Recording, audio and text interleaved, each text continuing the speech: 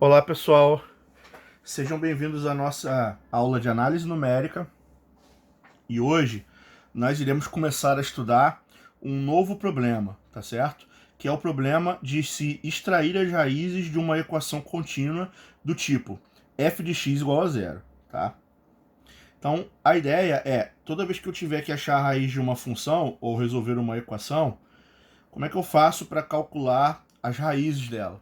Então, algumas dificuldades vão surgir durante esse tipo de exercício, tá? A primeira dificuldade é que existem muitos formatos diferentes de equação. Então, tem a equação do primeiro grau, que você resolve isolando x. Tem a equação do segundo grau, que você resolve usando fórmula de Bhaskara. Tem a equação polinomial, que você precisa fazer divisão de polinômios para ir achando as raízes aos poucos.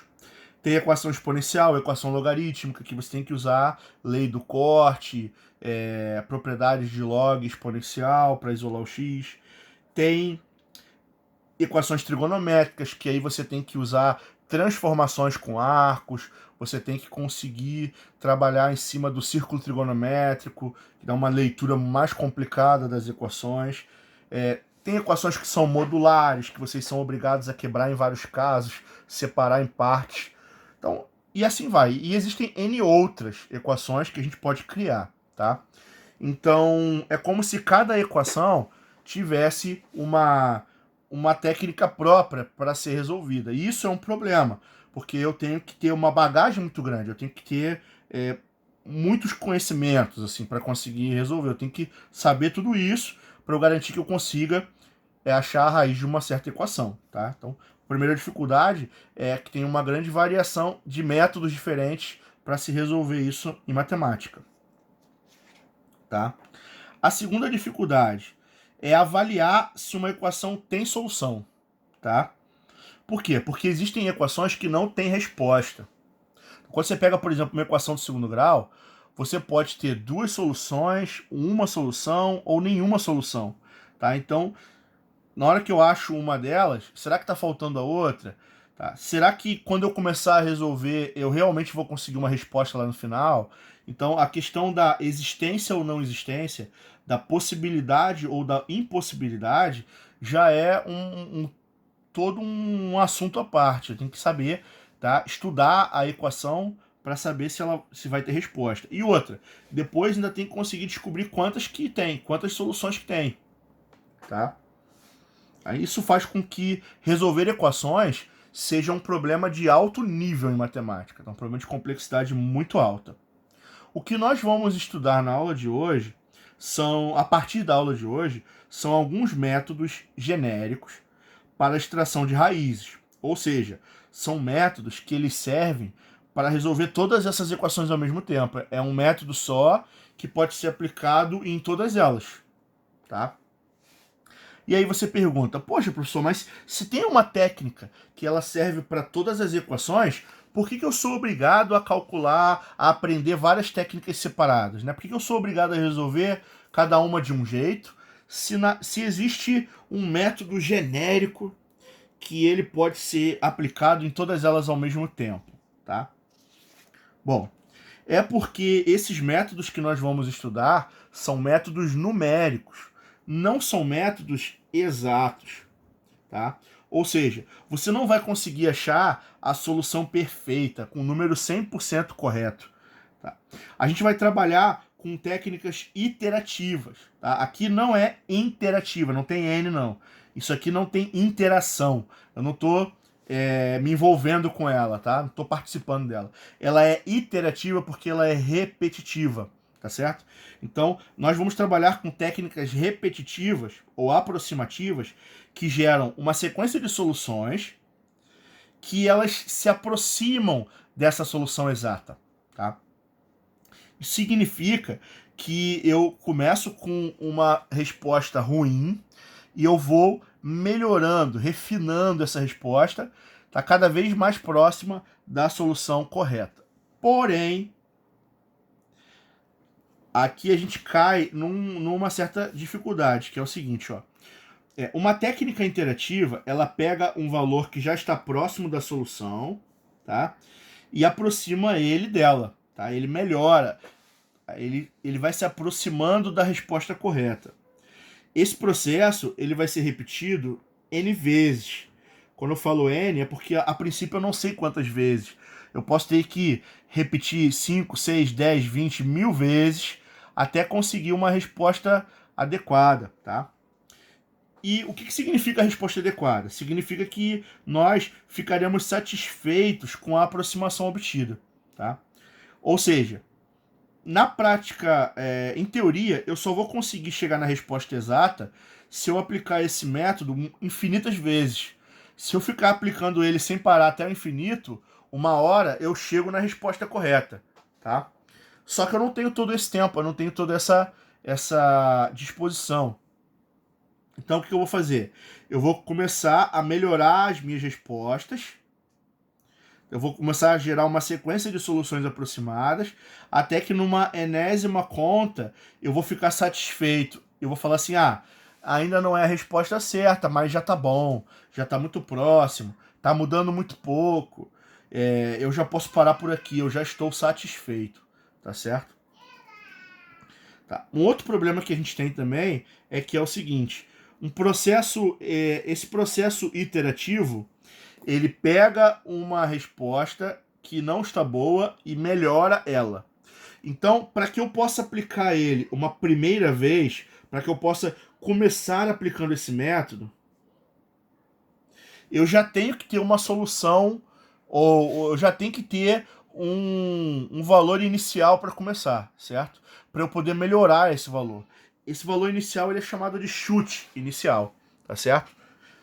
Geralmente esse chute somos nós que determinamos.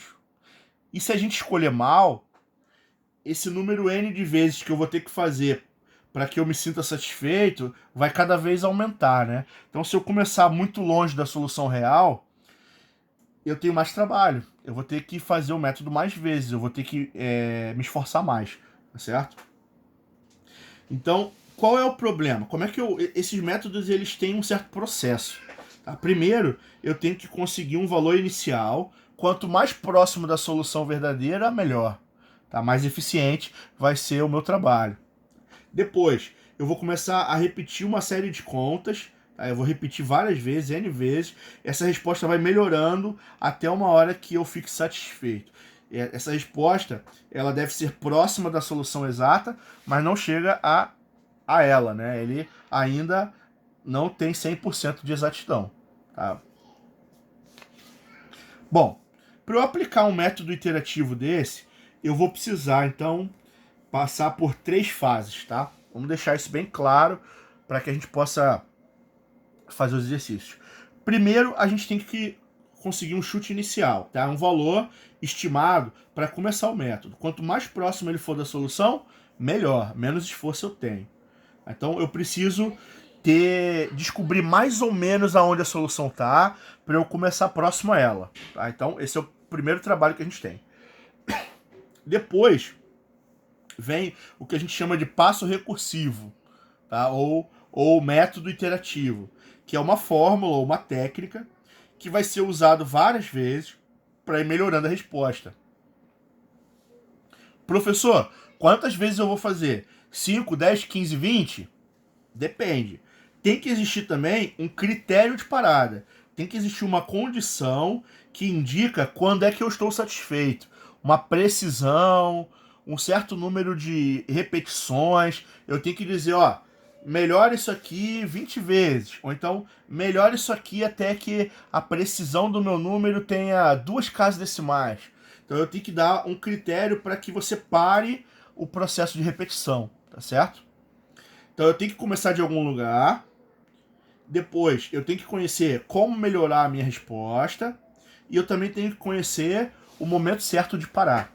Então esses exercícios, eles são formados por 3 fases. São 3 informações importantes que eu preciso para conseguir achar as raízes. Tá? Existem vários métodos recursivos que a gente pode estudar, tá? Esses métodos interativos, por exemplo, tem método da bissecção, tem método de Newton-Raphson,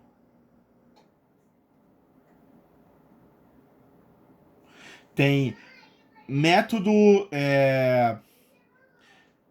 método da secante, método da posição falsa. Então, no nosso curso, a gente vai aprender a calcular cada um desses métodos. Só que na aula de hoje, eu não vou começar a explicar os métodos. O meu foco na aula de hoje vai ser trabalhar com esse chute inicial. Eu vou apresentar para vocês algumas técnicas em que nós podemos tirar proveito para começar com um valor bem próximo, para que eu possa aplicar uma dessas técnicas, por exemplo, e conseguir resolver com menos esforço o meu exercício, tá certo? Então, a gente vai dividir essa aula em algumas semanas. A aula de hoje, nós vamos aprender como fazer uma estimativa inicial, ou como dar o nosso chute inicial, utilizando alguma técnica que pode ser interessante para a gente. Nas próximas aulas, eu vou apresentar para vocês algumas técnicas recursivas, como bissecção, Newton-Raphson e posição falsa, que são técnicas que efetivamente vão me permitir encontrar as raízes, tá? E eu também vou explicar ao longo dessas aulas quais são os critérios de parada que a gente pode usar para poder ficar satisfeito e parar o método, ficar satisfeito com a nossa técnica e com a solução que a gente já encontrou, ok? Então é isso, pessoal. Esse primeiro vídeo ele foi exclusivamente para explicar como é que vai funcionar o nosso problema e como se fosse a nossa sequência pedagógica das próximas aulas, tá? Da parte 2 em diante, eu vou começar a explicar algumas técnicas para o cálculo desse chute inicial, tá? Nos vemos em breve. Até a próxima.